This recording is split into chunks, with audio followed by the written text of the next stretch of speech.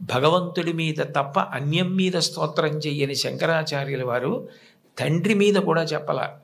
అమ్మ మీద మాత్రం 5 శ్లోకాలు చెప్పారు.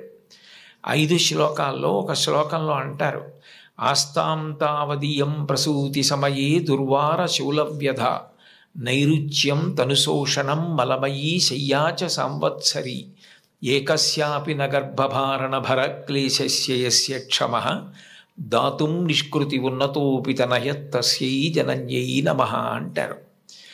9 నెలలు కడుపు పెద్దదై వికారమును పొంది తాను వంగలేక పని చేసుకోలేక తిందామంటే ఆహారం సహించక ఎంతో కష్టపడి తాను మరణ సదృశమైనటువంటి వేదన పొంది అన్ని నిప్పులు పడి బిడ్డని ప్రసవించి ఆ బిడ్డకి పాలిచ్చి పెంచి పెద్ద చేసి ఏడాది పాటు చలికాలం లేదు, వర్షాకాలం లేదు, మంచంలోనే మలమూత్ర విసర్జన చేస్తే ఆ మలమూత్రములను తుడిచి కడిగి బిడ్డని రక్షించి తాను ఉపవాసాలు చేసి చిట్ట చివరికి అవసరమైతే పిల్లవాడు ఎంత పెద్దవాడైనా వాడికి ఏదైనా కించిత్ అనారోగ్యం కలిగిందంటే భయం వేసినటువంటి మనసుతో నా ఆయుర్దాయం కూడా నువ్వే పోసుకొని బ్రతుకని అనగలిగినటువంటి వ్యక్తి ప్రపంచంలో ఉంటే అది అమ్మ ఒక్కతే.